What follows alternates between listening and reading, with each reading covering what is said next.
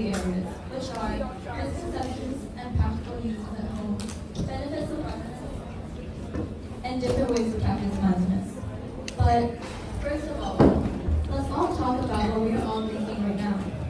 Mindfulness is boring, but why do you guys think we do mindfulness at school if it's so boring? What's so good about it? I want you guys to think along with me.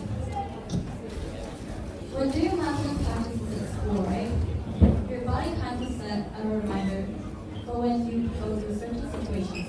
You can go through that situation more mindfully. For example, during the MOE meeting, one of the principals asked Azan Hartato, how can they just use mindfulness at home when they're going through a rough time, but there are no adults to guide them through it? This is what I volunteered and answered. Although there are no adults to help the kids go through the situation, when our body has a habit of doing mindfulness, we can go through that more mindfully. Mindfulness allows us to regather results and come up with a plan to move on and cope with the situation. It allows us to not panic. And although mindfulness will not resolve all problems completely, but it will reduce your stress level from 100% to maybe 50% or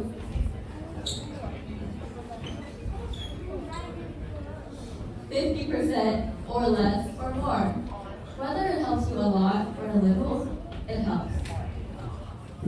Another example I wanted to talk to you guys about is what Ajahn Hartanto talked about in the meeting. He talked about how many kids at our age go through a much more rougher path. People who are much more unlucky than us, and how they use mindfulness as a tool for healing. This made me reflect into myself. If they can use mindfulness to heal, then we can too. And have made me recognize the significance and values of mindfulness and how we can use them in our everyday lives. Mindfulness isn't just about meditation. It's about being present and aware, no matter the circumstances. And lastly, there are so many misconceptions about mindfulness, but I want this presentation to encourage you guys to seek more knowledge and to recognize the values and significance of mindfulness and how you guys can use them. Thank you.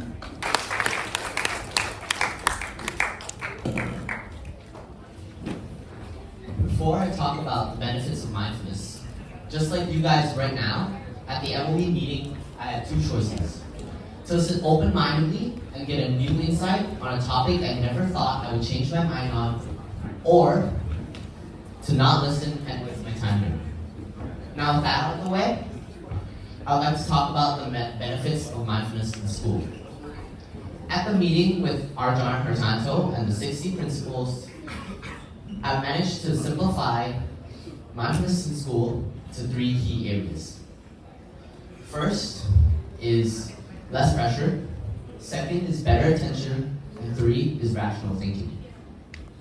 Now first, let's start with less pressure. While doing a big test or a huge project, me, for example, my hands shake a lot.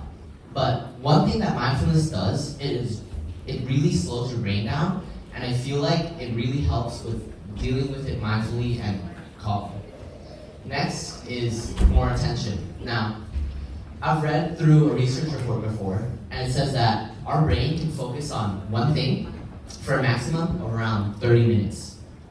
Now, with mindfulness, maybe this can go to 40 minutes, 50 minutes, or maybe even an hour. And since our classes at school are around 80 minutes long, having this extra attention span would really help with school. More importantly, even if outside factors are distracting you from your attention, being mindful and conscious about it can also help develop this attention. Lastly is rational thinking. As what I said before, mindfulness really helps slow your brain down.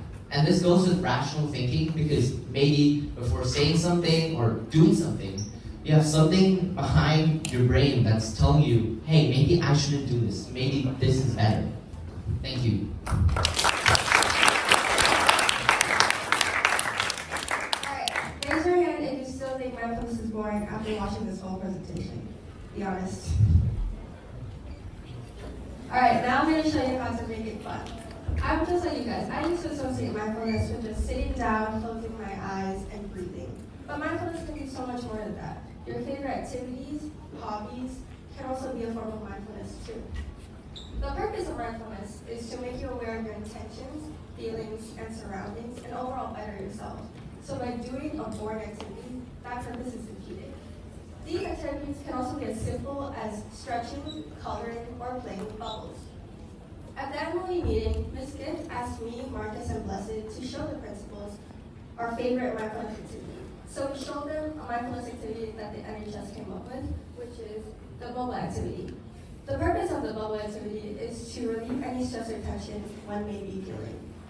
Prior to us showing this activity, the principals and Ms. Gift were talking about kids who are facing abuse at home, or we're talking about mental health issues kids might be experiencing. So by showing this bubble activity, some stress and tension was relieved from the room. Right, let's take a break and play Spot the Difference. If you guys have an answer, raise your hand and Vicky will come around and hand you the microphone. All right, guys. Hands down, hands down. In 3, 2, 1. Oh dear, guys. 15? 13? No, sorry. Good catch. Last one. All right, guys. Last one. Make it count. 1, 2. Hands down. Hands down. 3.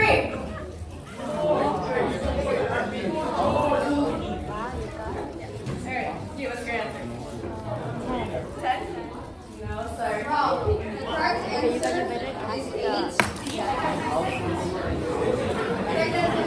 This is the 8th ball. So if you got 7, you said 7. Technically correct, but this wasn't true. Alright. That concludes our presentation. Thank you for listening. Okay, students, take a deep breath. Exhale. I hope you like this setup of student-led conference. It's our first time. This is beautiful. You're watching them mindfully. Thank you, said it well. Give them a big round of applause.